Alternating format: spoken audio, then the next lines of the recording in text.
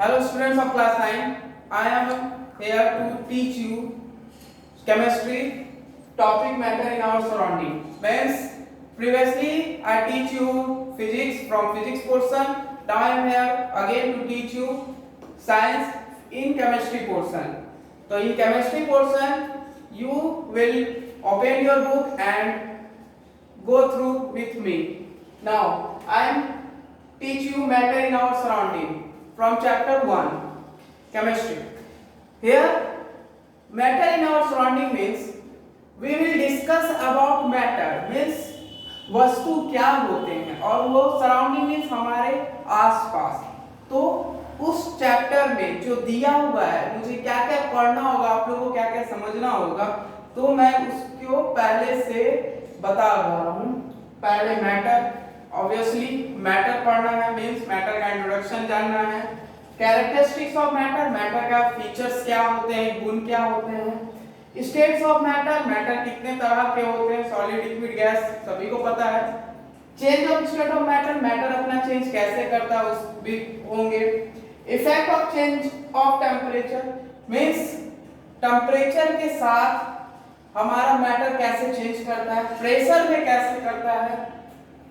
Seventh factor affecting evaporation means evaporation में factor कैसा होगा और plasma bonds Einstein condensate means ये दो चीज जो लास्टली है 8 और 9 पॉइंट में ये आपको हायर सेकेंडरी क्लास में पढ़ना पड़ता है, बट आपके बुक में थोड़ा सा डिस्कस किया है तो हम लोग भी थोड़े से इसको डिस्कस करेंगे, वास्ट नहीं करेंगे।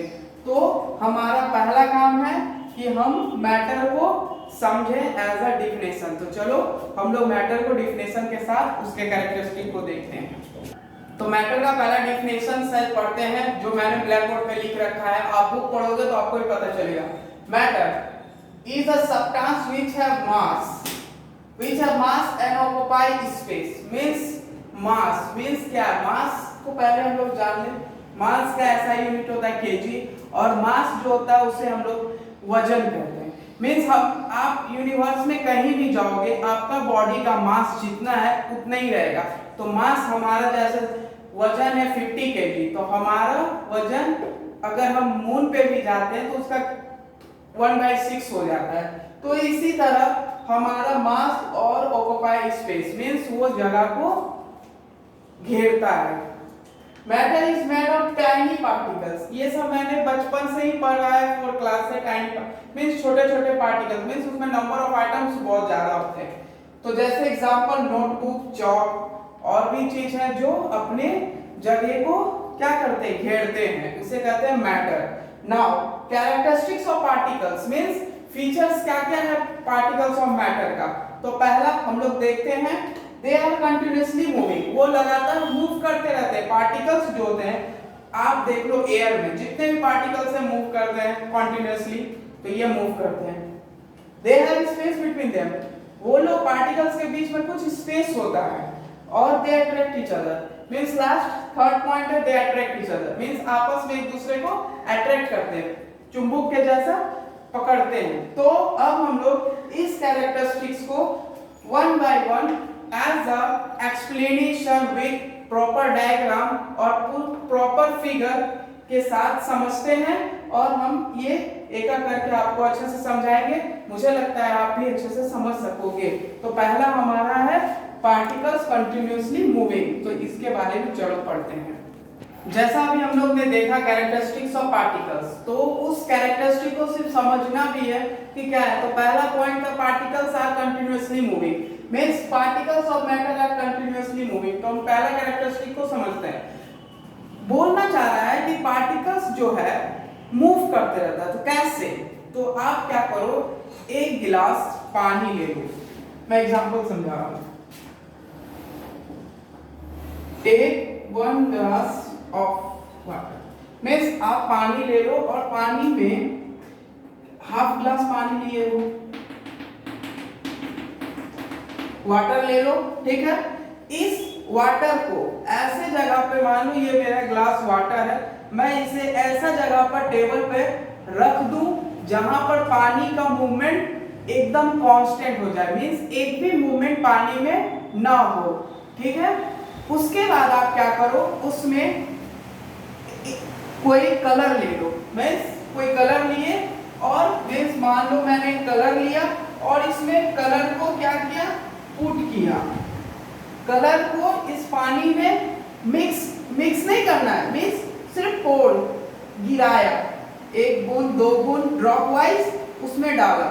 फिर आप कुछ देर तक देखोगे, आपको उसको हिलाना नहीं है, वो पानी को देखोगे तो वो जो इंक आपने गिराया, जो कलर आपने उसमें गिराया है, वो कलर धीरे धीरे स्प्रेड हो गया और पूरा पानी का कलर वो इंक के कलर या वो कलर के जैसा बन गया।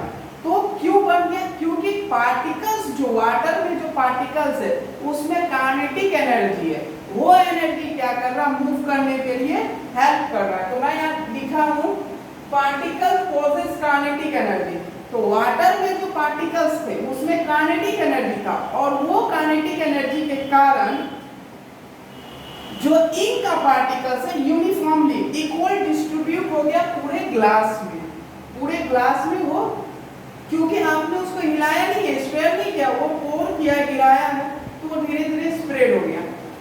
क्यों, जैसे as the temperature rise particles move faster, means जैसे जैसे टेम्परेचर बढ़ेगा तो उसमें जो पार्टिकल्स है वो भी बहुत तेजी से मूव करेगा, इसलिए। और उसमें मूवमेंट कैसा होगा उसको थोड़ा देख लें। तो मूवमेंट होगा, मूवमेंट मिनिमम इन सॉलिड में बहुत कम मूवमेंट होगा, क्योंकि सॉलिड पार्टिकल ज्यादा मूव नहीं कर सकते। मोर इन लिक्विड मींस सॉलिड से लिक्विड में थोड़ा सा ज्यादा, और मैक्सिमम इन गैस, तो गैस में बहुत ज्यादा। तो ये हमारा था particles of matter continuously moving. एक और हम आपको एग्जांपल बताने जा रहे हैं। मान लीजिए आप किसी रूम में हो और रूम में किसी कोने पे आपने एक अगरबत्ती के जो स्टिक होते हैं इंसेक्टिसाइड, उस अगरबत्ती के स्टिक को आप बर्न करो, जलाओ, और किसी दूसरे रूम में आप बैठे हो, उस अगरबत्ती की खुशबू वहां तक पहुंच रही है। क्यों पहुंच रही है, क्योंकि एयर में जो पार्टिकल्स है वो उसे हेल्प कर रहा है मूव करने के लिए। तो हमें पहला कैरेक्टरिस्टिक समझ में आ गया कि पार्टिकल्स कैसे मूव करते हैं। अब हमारा नेक्स्ट है क्या, नेक्स्ट है बताओ, they have space between them, means अब हम लोग जो पढ़ने जा रहे हैं particles of matter are space between them, means particles और मैटर के बीच में कुछ स्पेस होता है। तो चलो उसे हम लोग देखते हैं डेफिनेशन से और समझने की कोशिश करते हैं। जैसा भी हम लोग फर्स्ट पॉइंट देख लिया, सेकंड पॉइंट में particles of matter having space between them, means particles of matter के बीच में क्या होता है, स्पेस होता है। वेरी गुड, स्पेस होता है। तो कैसे पता चलेगा, उसके लिए भी आपको क्या करना होगा, एक गिलास पानी लेना होगा। मैं फिगर से आप बुक पढ़ोगे, बुक में दिया है एनसीईआरटी बुक में, फिर भी मैं बताना जा रहा हूँ, समझो। एक गिलास पानी लो, मींस ग्लास जितना पानी लिए हैं उस जगह पे मार्क कर दो, मींस मार्क कर दिए, मींस पानी कहां तक लिया हुआ है वहां पे मैं इसको मार्क कर दी। After that put some sugar, इसमें कुछ चीनी के टुकड़े डालो, मींस जब आप डाले और पानी में जब आपने मींस शुगर को डाला, जैसे डाला उसके बाद आप क्या किए, किसी चीज से लेकर उसको मिक्स किए, तो शुगर पार्टिकल्स गायब हो गया, बिल्कुल गायब हो गया। नेकेड आई से देख रहे हैं खुली आंखों से, गायब हो गया। कहां चला गया, तो पानी के पार्टिकल्स के बीच में स्पेस होता है, उस स्पेस में वो शुगर पार्टिकल्स फिक्स हो गया, मींस उसके अंदर चला गया। तब भी पानी का लेयर नहीं बढ़ा, क्योंकि इसलिए नहीं बढ़ा क्योंकि पानी में पार्टिकल्स के बीच स्पेस होता है।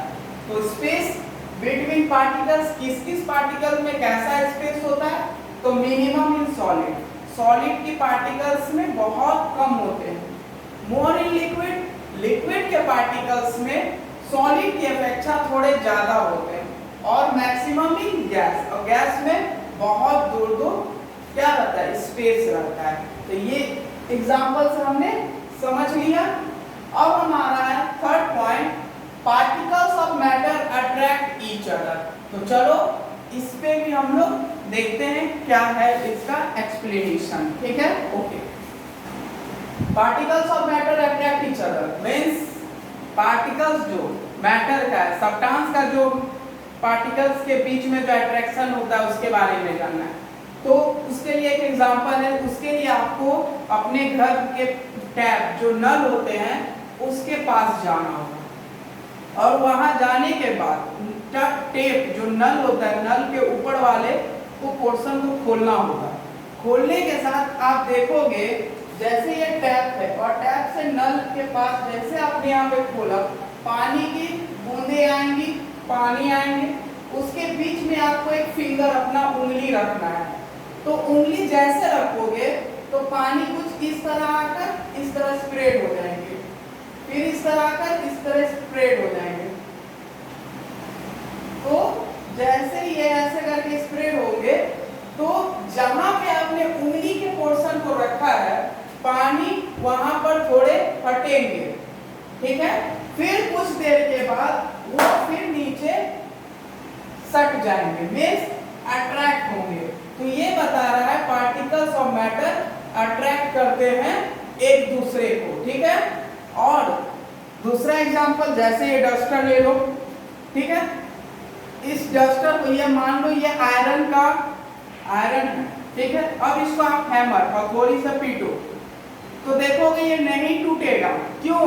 क्योंकि इसका फोर्स ऑफ अट्रैक्शन क्या है, मैक्सिमम है, क्योंकि सारा मॉलिक्यूल, सारा पार्टिकल, सारा मॉलिक्यूल एक दूसरे से अटैच है, जिसके कारण इसमें ज्यादा फोर्स ऑफ अट्रैक्शन है। तो हम लोग इसको समझेंगे, force of attraction maximum in solid, solid में ज्यादा होता है, इंटरमीडिएट इन लिक्विड मींस हल्का होता है लिक्विड में, और नेग्लिजिबल इन गैस, गैस में बिल्कुल ही नहीं होता है फोर्स ऑफ अट्रैक्शन। तो ये हमारा क्या हुआ, characteristics of particles of matter को हमने समझ लिया। अब हमारा पहला मैटर समझे, उसका कैरेक्टरिस्टिक्स समझे, और फिर हमारा थर्ड स्टेट्स ऑफ मैटर। तो चलो हम लोग स्टेट्स ऑफ मैटर देखते हैं। Okay, states of matter means solid, liquid, gas, ठीक है। सॉलिड में क्या होता है, स्पेस जो होता है बहुत कम होता है, ना के बराबर, मतलब होता ही नहीं है। लिक्विड में स्पेस थोड़ा दूर दूर रहता है मॉलिक्यूल्स का, और गैस का मॉलिक्यूल बहुत दूर रहता है। तो हमने कुछ पॉइंट लिख रखा है जो मैं लाइन बाय लाइन आपको समझाऊंगा, आप अपने बुक को भी देखोगे तो यही चीज पॉइंट मिलेंगे। डिफिनिट शेप में सॉलिड का कोई भी शेप नहीं हो सकता है। अगर आपके घर में छोटा बेड है उसका शेप देख लो, बड़ा बेड का देख लो, मींस शेप उसका फिक्स नहीं है। उसी तरह लिक्विड का और गैस का तो कोई शेप नहीं है। मींस सॉलिड का तो इतना है कि अपना फिक्स शेप होता है, उसको जिस आकार का रहेगा वो शेप है, लेकिन लिक्विड का कोई शेप नहीं है। क्योंकि आप एक गिलास पानी अगर ग्लास में रखे हो तो ग्लास का शेप हो गया, ठीक है। अगर वो ग्लास का पानी आप बॉटल में डाल दो तो बॉटल का शेप हो गया, उसका कोई शेप नहीं है। उसी तरह गैस का कोई शेप नहीं होता। डिस्टिंक्ट बाउंड्री मींस इसका एक दायरा रहता है। अगर एक टेबल आप अपने घर में देखोगे तो टेबल जितना डिस्टेंस है मींस उससे वो बढ़ नहीं सकता, उतना ही उसका बाउंड्री फिक्स है। लेकिन लिक्विड का कोई बाउंड्री नहीं है, पानी का कोई बाउंड्री नहीं है, मींस आप जैसे में रखोगे वो उसका आकार का होता है। उसी तरह गैस में सॉलिड रिजिड मींस हार्ड होता है, लिक्विड फ्लूइडिटी मींस बहता है, और गैस भी फ्लूइडिटी मींस बहता है। इनकम्प्रेसेबल सॉलिड को आप कंप्रेस नहीं कर सकते, मींस आपको अब इसको कभी भी कंप्रेस करोगे या तो टूट जाएगा या कभी कंप्रेस नहीं होगा। लिक्विड कंप्रेस होता है बहुत कम, और गैस बहुत ज्यादा। जैसे आपके गैस सिलेंडर, सिलेंडर में जो गैस है वो हाई कंप्रेसेबल है, मींस आप जब उसको बर्न को ऑन करते हो बहुत तेजी से वो गैस, वो लिक्विड ही रहता है, बहुत तेजी से वो गैस के जैसे बाहर आता है, तो ये हो गया high compressible. Definite volume, solid का कोई वॉल्यूम नहीं है, लिक्विड का भी कोई वॉल्यूम नहीं है, नहीं सॉरी, डिफिनिट वॉल्यूम, उसका वॉल्यूम है, फिक्स है, उसका वजन फिक्स है, पर गैस का नहीं है। तो हमने सॉलिड लिक्विड गैस का लिख दिया है, आप अच्छे से इसको घर में नोट करो और पढ़ो। और हमारा अब नेक्स्ट है change states of matter, means change states of matter के बारे में पढ़ेंगे। तो चलो ये आप अच्छे से लिख लोगे, अच्छे से मैंने लिख दिया है, ठीक है, ओके। नेक्स्ट है हम लोग का change states of matter. Matter का चेंज करने के लिए पहला है चेंजिंग टेम्परेचर, मींस टेम्परेचर को जब चेंज करिएगा तो मैटर का स्टेट्स चेंज हो जाता है। और एक है बाय चेंजिंग प्रेशर, प्रेशर लगाने से भी वस्तु का पोजीशन चेंज हो जाता है। जैसे मैं लिखा हूं solid liquid gas, solid means आप मानो एक आइस है, ठीक है, एक बर्फ का टुकड़ा लिए, अब इस टुकड़े को आप हीट करोगे, लिक्विड बन जाएगा, ज्यादा हीट करोगे गैस बन जाएगा। समझ में आ गया? फिर से मैं रिपीट करता हूं, चेंजिंग टेम्परेचर मींस टेम्परेचर को चेंज करेंगे तो सॉलिड लिक्विड में बनेगा, लिक्विड गैस में बनेगा। और एक बाय चेंजिंग प्रेशर, गैस को ज्यादा प्रेस करेंगे तो लिक्विड बनेगा और लिक्विड को ज्यादा प्रेस करेंगे तो सॉलिड बनेगा। जैसे उसी को अपोजिट कर लो, सॉलिड को प्रेस किए क्या बनेगा? गैस, गैस को प्रेस किए क्या बनेगा? सॉलिड। मींस गैस को जब आप प्रेस करोगे तो पहला लिक्विड, लिक्विड के बाद गैस।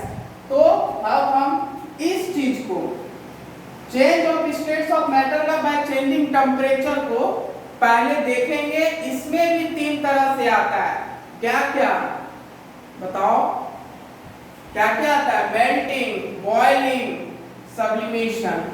ये है अभी हमारा टॉपिक का, इसी टॉपिक का चेंज ऑफ स्टेट्स मैटर का दो चीज है, bye changing temperature, by changing pressure. तो हम पहला स्टार्ट कर रहे हैं बाय चेंजिंग टेम्परेचर से। तो चलिए बाय चेंजिंग टेम्परेचर स्टार्ट करते हैं।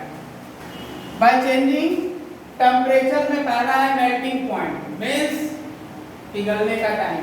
The temperature at which solid melt to form liquid, means solid जब मेल्ट करके लिक्विड का फॉर्म करता है, एटमॉस्फेरिक प्रेशर, जो प्रेशर हमारा वातावरण में प्रेजेंट है उसके मदद से जब कोई सॉलिड लिक्विड के फॉर्म में आता है उसको कहते हैं मेल्टिंग पॉइंट। इसको समझने के लिए आप सबसे अच्छा है क्या करेंगे, एक बर्नर लेंगे,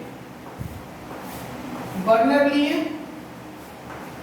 ये बर्नर है, इसके ऊपर एक ग्लास लेंगे जिसमें आप कुछ आइस के टुकड़े मींस बर्फ के टुकड़े डालेंगे। बर्फ के टुकड़े डालने के बाद आप उसमें एक थर्मोमीटर डालिए उस ग्लास में, तो आप उसका टेम्परेचर नोट करो तो वो क्या रहेगा? 0 सेल्सियस, ठीक है। अब आप क्या करो, बर्नर को बर्न करो मींस जलाओ, तो आप देखोगे कि आपका जो आइस है वो मेल्ट होना शुरू हो जाएगा। जब मेल्ट होना शुरू हो जाएगा कुछ देर तक आप फिर उसका टेम्परेचर नोट करोगे तो वो फिर भी आपका 0 सेल्सियस बताएगा। क्यों?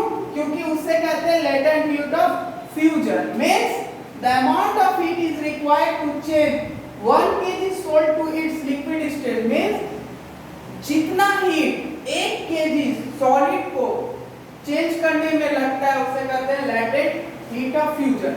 वही चीज इस जगह पर भी लग रहा है। जब आप थर्मोमीटर को रीडिंग बर्न करते हुए जब आइस मेल्ट हो रहा है, कुछ आइस मेल्ट हो गए, तब भी आप रीडिंग कर रहे हो तो 0 सेल्सियस। भाई क्यों बता रहा है? जब हम टेम्परेचर बढ़ाएंगे तो थर्मोमीटर का भी टेम्परेचर बढ़ना चाहिए। जब तक नहीं बढ़ेगा तब तक हमारा एक भी आइस का टुकड़ा वो जब तक पूरा मेल्ट नहीं होता है तब तक वो 0 सेल्सियस ही बताएगा। जब वो पूरा आइस का टुकड़ा मेल्ट हो जाएगा तो हमारा टेम्परेचर बढ़ेगा, इसे कहते हैं मेल्टिंग पॉइंट। और वो जब तक आइस मेल्ट नहीं हुआ है तब तक जो सेल्सियस 0 सेल्सियस जो बता रहा है वो हमारा लेटेंट हीट ऑफ फ्यूजन है। तो अब हमारा नेक्स्ट है बॉइलिंग पॉइंट। चलो बॉइलिंग पॉइंट देखते हैं। तो स्टार्ट करते हैं बॉइलिंग पॉइंट से। नेक्स्ट हमारा boiling point means the temperature at which liquid boil to form vapour. Means एक ऐसा टेम्परेचर जहां पर लिक्विड बॉयल करके वेपर डायरेक्ट बनता है उसे कहते हैं बॉइलिंग पॉइंट। इसे एक एक्टिविटी से समझते हैं जो आपके बुक में दिया हुआ है। आप क्या करो, फिर से आप एक बर्नर के ऊपर एक ग्लास मींस कोई कंटेनर में पानी ले लो, वाटर। उस पानी में फिर से थर्मोमीटर रख दो और फिर नाव बर्न कर दो मींस बर्नर को जलाओ। फिर आप कुछ देर तक पानी बॉयल होगा, फिर उसका टेम्परेचर नोट करो। फिर नोट करोगे तो हम जानते हैं कि पानी टेम्परेचर 100 सेल्सियस पे पूरा बॉयल हो जाता है ना, बिल्कुल हो जाता है। तो जब फिर और कर रहे 100 सेल्सियस से बढ़ नहीं रहा है, क्यों? क्योंकि उसे कहते हैं latent heat of vaporisation. The amount of heat required to change 1 kg liquid into gases system means 1 kg liquid को मींस 1 kg हीट जो लगता है लिक्विड को गैस में चेंज करने के लिए उसको कहते हैं लेटेंट हीट ऑफ वेपोराइजेशन। अब हमारा बाय चेंजिंग टेम्परेचर में लास्ट है सब्लिमेशन। तो हम लोग अब सब्लिमेशन को देखते हैं। चलिए अब हमारा करेक्ट बाय चेंजिंग टेम्परेचर में थर्ड है जो लास्ट है sublimation means the change of solid directly to vapour. Means जिसमें सॉलिड डायरेक्टली गैस में हो ऑन हीटिंग मींस जैसे हीट करेंगे वो चेंज हो जाए सॉलिड से गैस और वेपर इनटू सॉलिड। अगर वो गैस से सॉलिड में बन जाए without passing through the liquid stage means liquid stage में ना आना पड़े तो उसे कहते हैं सब्लिमेशन। मींस मैं एक एग्जांपल ले रहा हूं, आप फिर एक बर्नर लो, बर्नर के ऊपर एक चाइना डिश रखो, आपके बुक के एक्टिविटीज में दिया हुआ है, उसमें कुछ अमोनियम क्लोराइड रखिए, वो सॉलिड स्टेट में होता है, ठीक है। उसके बाद आप इसमें फ्यूनल मींस घर में जो तेल डालने के लिए टिप का यूज किया जाता है उस टाइप का एक मटेरियल लेना है और उसको इस तरह ढक देना है, ठीक है। और आप इसको जब बर्न करोगे हीट दोगे तो इसमें का अमोनियम क्लोराइड जो है वो स्टार्ट क्या करेगा वेपोराइजेशन। और फिर जब देखोगे और इसके ऊपर जो नोक होगा उस नोक पे आपको कॉटन बड्स मींस रुई जो होता है उसे उसके अंदर ढक देना मींस डाल देना है, इसके अंदर डाल देना है। जैसे आप हीट करोगे ये अमोनियम क्लोराइड सॉलिड स्टेट में होता है, वो स्टार्ट हो जाएगा क्या वेपोराइज करने के लिए। जब आप देखोगे कि स्टार्ट हो गया तो आप बर्नर को बर्न कर दो मींस बंद कर दो, ऑफ कर दो। फिर आप देखोगे कुछ देर के बाद अमोनियम क्लोराइड इस फ्यूनल के पोजीशन पे वो स्टे हो जाएगा मींस रुक जाएगा। तो वो जो रहेगा वो क्या हुआ सॉलिड से गैस। और फिर आप इस कॉटन बड को देखोगे तो उसमें वो आपको गैस के रूप में दिखेगा। जैसे हमारा कपूर कैम्फोर मींस हिंदी में उसको कपूर बोलते हैं, सॉलिड से गैस हो जाता है। देखते हो ना जब आप मौसम में रजाई वगैरह यूज कर लिए उसके बाद मम्मी जब उस ब्लैंकेट को रखती है उसमें तो नैफ्थलीन बोल रखा था। कपूर जो हमारा यूज करते हैं पूजा वगैरह में उसमें क्या होता है जलाएं धुआं निकलने लगता है तो वेपर है। कपूर में क्या होता है नैफ्थलीन बोल जो व्हाइट कलर के होते हैं आप देखे होंगे, उसमें क्या होता है जब ब्लैंकेट के अंदर रखते हैं तो वो कुछ दिन के बाद गायब हो जाता है ना। तो ये सारा चीज हमारा सब्लिमेशन कहलाता है। हम अब by changing pressure next video में पार्ट 2 लेकर आएंगे। अभी तक आप इतना वीडियो को पढ़िए, उसके बाद हम बाइचेंजिंग प्रेशर से और जो जो टॉपिक है वो प्रेशर, प्लाज्मा और बोन सेंसटेंट कंडेंसेंट बच गया है, हम आपको पार्ट 2 वीडियो में वापस से मिलेंगे। तब तक के लिए थैंक यू, गुड बाय।